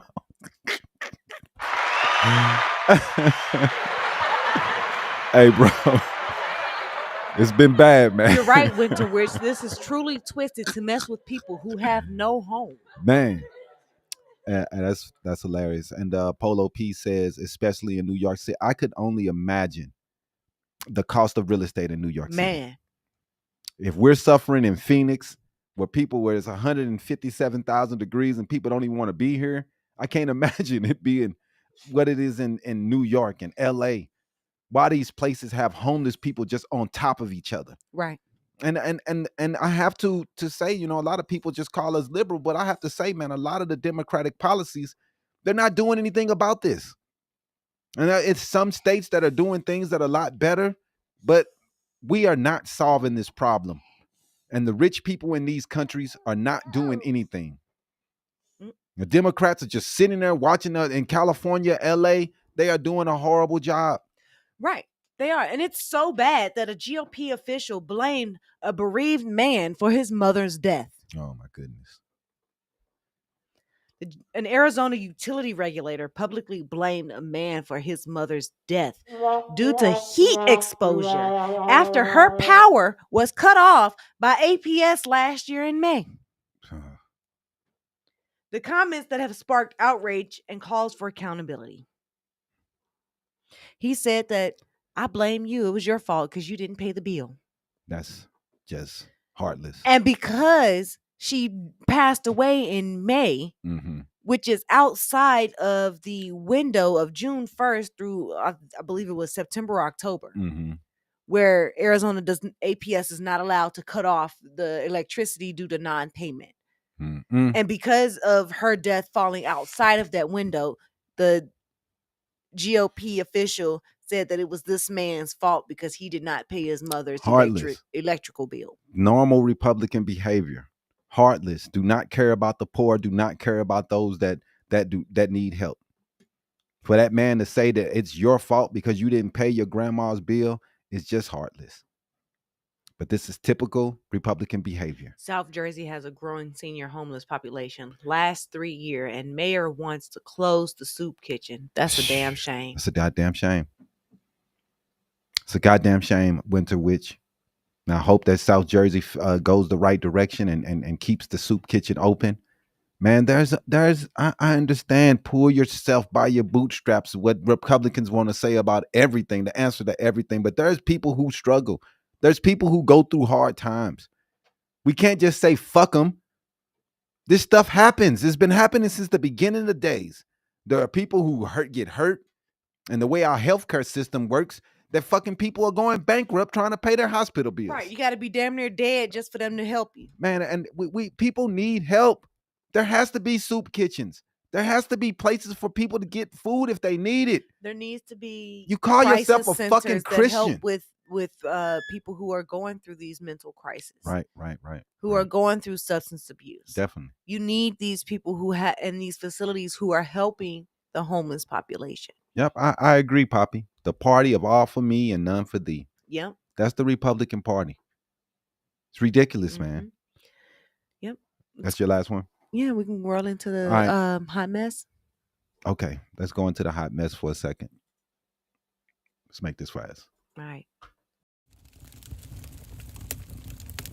Get ready for the week's Hollywood Hot Mess with Aisha Rowan. All right, let's go into the top stories for Hollywood real fast. If you would like to sponsor us, please email us at info@habarientertainment.com. We do tailor all of our packages directly towards you, your business, your company, your brand. This week's hot mess is Diddy. Oh, goodness. For those of you that may not know, Diddy did reject his plea deal this week. Okay. Even though his trial is set to start this upcoming week. Yeah. But his defense is citing mental impairment. That's what they're going to use as his defense. That's one of his defenses. As one of his defenses, right. Even though he rejected his plea deal in his ongoing sex trafficking racketeering case, his legal team plans to argue that drug use impaired his mental capacity to commit the alleged crimes. I don't know how much that's going to help, man, but we'll see. I don't think that's a good enough defense. I don't either, but we'll keep seeing what's going on as jury selection is scheduled to start this week. So we'll see what comes of it and how they select the jury for his upcoming trial. Yeah, man. He's going to be facing a tough case, and I don't know if this is the defense to get him out of it. I also saw a defense where he were talking about using the swingers defense, and that's a little better defense in my eyes than I'm just fucked up and making bad decisions. Right. But we will see what comes out of this, and we'll keep you guys updated on all the news as it comes out. But let's go into the comic book corner.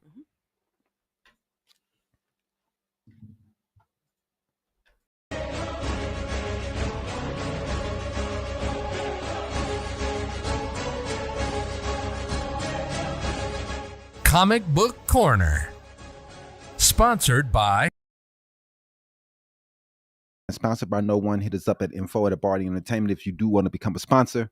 Let's talk about, man, getting hyped for the Thunderbolts, man. We talked about it last week a little bit, but we'll talk about it a little bit more. I'm very, very excited, man, to go see this movie. We're not gonna see it till Sunday. We got to get a babysitter, you know how it is. But what's up, Habari Nation? Welcome back to Comic Book Corner, where we dive into the latest and the greatest in the superhero world. I'm Damon E, like always, and this week we're buzzing with excitement because Marvel's Thunderbolts hit theaters today, and we're gearing up to watch it this Sunday. No spoilers, we promise. We'll just talk about a little bit that led us to this point. Let's talk about the lineup. We've got Florence Pugh returning as Yelena Belova, Sebastian Stan as Bucky, Barnes, David Harbour as Red Guardian, Wyatt Russell as U.S. Agent, and Olga Kurylenko as Taskmaster. Hannah John Kamen as Ghost, and Julia Louise Dreyfus as the ever mysterious Valentina Allegro de Fontaine. And let's not forget the rumored additions of Louis Pullman as Bob, possibly the Sentry. This team is stacked with complex characters, and we can't wait to see how they come together. It's just been, I've loved everything that's come out so far. And director Jake Schreier, for Paper Towns, is at the helm, bringing a fresh perspective to the MCU. He mentioned that the film draws inspiration from the Netflix series Beef, aiming to explore themes like isolation and depression. And, the action is just great, man. That I've heard it's just great so far. And it's grounded and character driven, moving away from the heavy CGI, heavy spectacles we've seen lately with Marvel. Critics are praising this approach, saying brings a refreshing take to the superhero genre. Here's something wild, man. During filming, Florence Pugh had a scorpion crawl up her leg while shooting in the desert. And Wyatt Russell suffered a head injury that required staples. But he was back on the set the next day, and very, very, very dedicated, man. We love what these guys do. And these behind the scenes stories just add to our anticipation. The cast commitment is evident, and we can't wait to see it all unfold on the screen. It should be a great, great film, man. And let's talk about some of the music. That the score is composed by Sun Lux, who previously worked with Schreier on Paper Towns. Their unique sound is sure to add an extra layer of depth to the film. Music plays a crucial role in setting the tone, and with Sun Lux on board, we're expecting something special. So, man, get out there and watch this movie, man. So, like I'm saying, Habari Nation, are you as hyped about this as we are? We'll be watching Thunderbolts this Sunday, and we can't wait to discuss it with you all. Like I said, we're not going to spoil anything. So that's right. Join us next week for our reactions and thoughts. Until then, stay safe, and keep those comic pages turning, man. Thanks. All right. So now we're going to go into Habari Sports, man, and talk about some little playoffs. Go ahead and run that.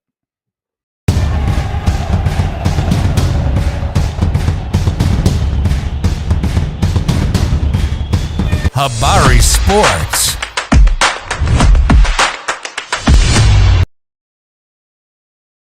Thank you, Poppy, for watching. We appreciate you. Thanks for coming on, and commenting and being a part of the conversation.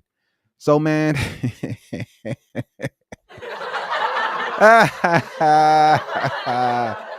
Lakers went home. In 5.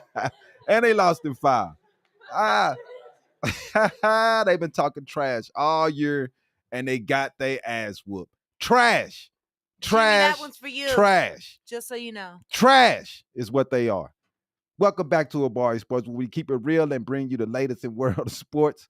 I'm Damon Ellison, like always. Yep, and I'm Aisha. So let's go ahead and dive into the NBA playoffs, where the drama is as intense as ever. The Lakers eliminated by the Timberwolves. Well, let's get him another hand. Switch the cams, bro. Lisa Garcia said yeah, man, I hope the Warriors. I'd rather see the Warriors than the Lakers. First up, the Los Angeles Lakers have been eliminated by the Minnesota Timberwolves. In just 5 games, the Timberwolves clinched the series with a 103-96 victory in Game 5, despite shooting a dismal 7 for 47 fucking threes. 46, man, dog. This the new NBA, dog. You have missed 43. Stop shooting them. Oh shit, man. This new NBA, dog. 40 fucking threes they missed from 3-point range. 47. Oh my fucking God. Go ahead, man. Like, you can't make this up. Rudy Gobert dominated with 27 points and 24 rebounds. While Julius Randle added an additional 22 points. Anthony Edwards averaged 26.8 and 8.4 rebounds and a 6.4 assists throughout the entire series. Yeah, man, you got to give it to Anthony Edwards. Dude came to play, but not in that last game. If it wasn't for Rudy Gobert, it would have been a Game 6. Because Anthony Edwards just kept throwing up bullshit. He was able to get to the hole. Game. He was able to get to the hole with them 3 points. But he just kept shooting up every fucking time threes. He went to the perimeter, he was just horrible. So LeBron James suffered a grade 2 MCL sprain in his left knee during Game 5, but still managed to finish the game with 22 points, 7 rebounds, and 6 assists. Had the Lakers advanced, he would have been sidelined for several weeks. So they were supposed to lose anyway. That was going to end up being a season ender for LeBron. Right. Regardless. But, Laker fans were chanting Lakers in 5. But it was the Timberwolves who actually won in 5. Anthony Edwards even mocked those predictions, saying, what makes it feel even better is that they said Lakers in 5. And the Wolves won in 5. Sent the Lakers home in 5. That's what they get. Talking all that shit. Lakers lose in 5. Lakers in 5. Lakers lose in 5. So let's go over to the Warriors versus the Rockets, man. They will be facing a big Game 7 coming up. In another thrilling series, the Houston Rockets have forced a Game 7 against the Golden State Warriors, going into Golden State and getting the win. The Rockets secured a 115-107 victory in Game 6 at the Chase Theater. Yep, and Fred VanVleet led the Rockets with 29 points, 8 assists, and 8 rebounds. Alperen Seguin contributed 21 points and 14 rebounds, while Steven Adams added 17 points, 5 rebounds, and 3 blocks. The Warriors, go ahead, switch it. The Warriors are struggling with their size, man. With Seguin and Adams, they are killing them on the boards. They only want to play Draymond, little bitty ass, at the center, and they're getting destroyed. They lost the game out there. Fred VanVleet has outplayed Steph Curry. Right. It's not looking good, man. The Warriors struggled in the fourth quarter, missing 13 consecutive shots. Steph Curry had 16 points in the first half, but was stifled late in the game as the Houston Rockets defense is getting to him. Yep. And Game 7 is set for tomorrow, Sunday, May 4th at 5:30 p.m. Pacific time in Houston. It's win or go home for both teams. Yeah, man. LeBron, I don't think he's going to retire Polo P. I think he's coming back next year. We'll see more. He needs that send-off. You know, they're going to have to put him in the King's chair and give him the crown. He might retire this year. There have been rumors that he said he's not retiring. He's coming back for next year. I believe he'll come back for one more year. I know I think what he's going to do is he's going to wait. It's off season, right? He's going to wait till the playoffs are completely done, and whoever wins the championship, right? But what he's going to do is wait until mid season of the off season, and then say, "Hey, I'm going to retire. This is going to be my last season," because he wants to get that Glory walk. Right. He'll say next year. I don't even think he's gonna do it. We'll see. We'll keep you guys updated. But we'll see what happens, man. I think he's gonna play maybe 1 or 2 more years. We'll see. But let's look at the upcoming playoff schedule. Here's a look at the upcoming playoff games. We got Saturday, May 3rd, Today. the Clippers. Yeah, today. The Clippers versus the Denver Nuggets at 4:30. Tomorrow, May 4th, the Indiana Pacers at Cleveland Cavaliers, 3 o'clock. Sunday, May 4th, tomorrow also, Golden State at the Warriors at Game 7. On Monday, we got the Knicks versus the Boston Celtics. Let's see what happens there. Also on Monday, we would get the Oklahoma Thunder versus to be determined. Which will be game 1 of the next series. Yeah, it should be the game 1. Mm-hmm. And these playoffs are heating up, and we can't just wait to see how these series unfold. Yeah, man. Yeah. A lot of people are going for Houston. A lot of people going for Golden State. We'll see what happens, man. Thanks. That's all for today's Habari Sports. Stay tuned for more updates as the NBA playoffs continue. So let's get on out of here. Before we get out of here, man, I have something I want to say to you. Thanks, Lisa. As we wrap up this week's Habari Live, we want to leave you with a call to action. President Trump's proposed budget is making headlines, and not for the right reasons. Yep, that's right. And the administration is proposing a staggering $163 billion in cuts to essential programs that impact our daily lives. This includes a 40% reduction in funding of the National Institutes of Health, slashing support for medical research, and public health initiatives. It's a goddamn shame. Education isn't spared here either. The Department of Education faces dramatic reductions, with staffing already reduced by 50% under Trump's leadership. Yep, and environmental programs are also on the chopping block. The budget proposes significant cuts to the Environmental Protection Agency and the National Science Foundation, undermining efforts to combat climate change and protect our natural resources. Meanwhile, defense spending sees a 13% increase, surpassing $1 trillion on defense. While national security is definitely important, these cuts to health, education, and the environment raise serious concerns about our nation's priorities. Yep. So we must stay informed, engaged, and the proposed cuts could have long-lasting effects on our communities and the future generations to come. So as we head into the weekend, let's remain vigilant. Reach out to your representatives. Participate in community discussions. Let's make our voices fucking heard. Yep.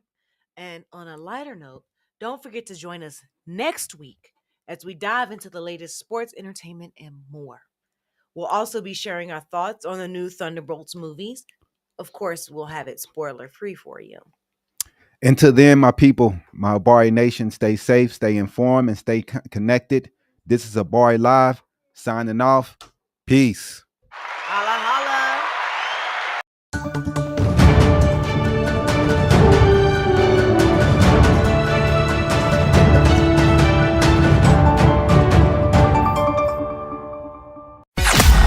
Thanks for watching another episode of Habari Live.